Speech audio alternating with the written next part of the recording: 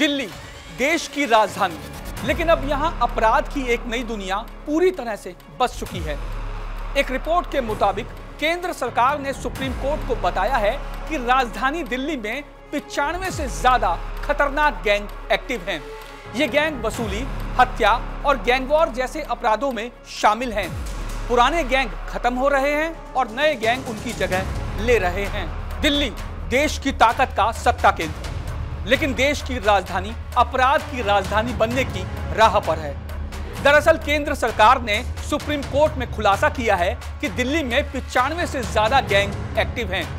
ये गैंग वसूली से लेकर फायरिंग और टारगेट किलिंग तक की संगीन वारदातों में शामिल हो चुके हैं। लेकिन हैरानी की बात तो ये है कि इनमें से कई गैंग सरहद पार यानी विदेशों से भी ऑपरेट हो रहे हैं। बात की जाए दिल्ली के पुराने गैंग जैसे किशन पहलवान और अनूप बलराज गैंग की, तो अब ये गैंग कमजोर हो चुके हैं, लेकिन उनकी जगह ले ली है लॉरेंस बिश्नोई और कपिल सांगवान एलियस नंदू गैंग जैसे नए और खतरनाक गैंगस्टर ने। खास बात यह है कि ये नए गैंग न सिर्फ दिल्ली में बल्कि हरियाणा, पंजाब और यहां तक कि कनाडा, पुर्तगाल और अमेरिका से भी अपना नेटवर्क चला रहे हैं।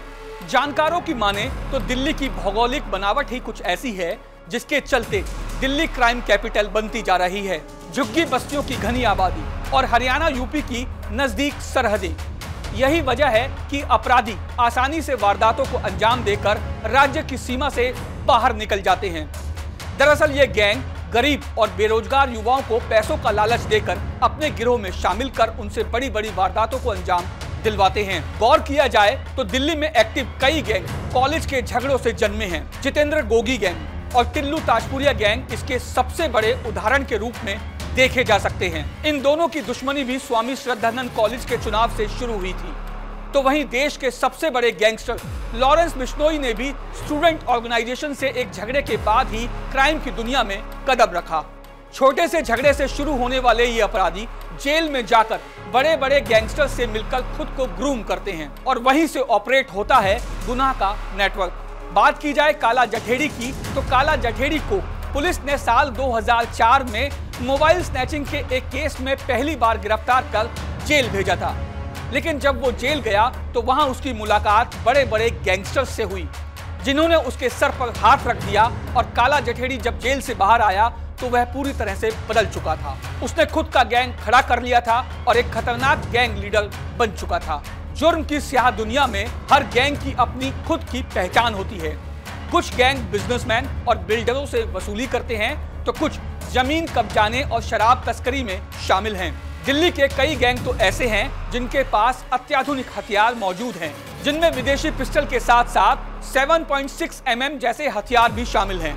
वहीं देश की राजधानी दिल्ली में इतनी बड़ी संख्या में गैंग्स का होना भी दिल्ली पुलिस के लिए सबसे बड़ी चुनौती बन चुकी है।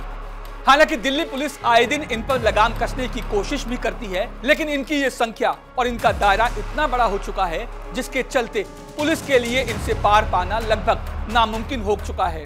हालांकि गौर किया जाए तो गैंगस्टर्स सिर्फ अपराधी नहीं हैं, उनके पनपने में सिस्टम की नाकामी भी एक बहुत महत्वपूर्ण रोल अदा करती है। जब तक समाज और पुलिस मिलकर काम नहीं करेंगे तब तक शायद इन्हें पूरी तरह से खत्म कर पाना बेहद मुश्किल है।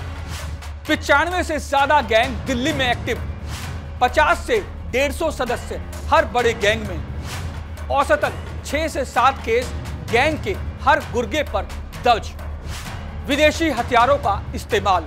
ये आंकड़े सिर्फ डराने वाले नहीं हैं, बल्कि देश की कानून व्यवस्था पर गंभीर सवाल उठाते हैं। अब जरूरत है तो सख्त एक्शन की और समाज के सहयोग की, क्योंकि जब तक इनकी जड़ें नहीं काटी जाएंगी तब तक अपराध का ये पेड़ पनपता रहेगा। देश की राजधानी दिल्ली में अपराध और गैंगवॉर की कहानी अब नई नहीं है, लेकिन हर नए गैंग के साथ ये सवाल और गहराता है, क्या राजधानी अब अपराधियों की राजधानी बनती जा रही है? सरकार और पुलिस के सामने सबसे बड़ा सवाल यही है कि आखिर कब थमेगी दिल्ली में गैंगवॉर और गुर्गों के पिस्टल से निकलती गोली की गूंज। Rajneesh Sharma, India today, Delhi.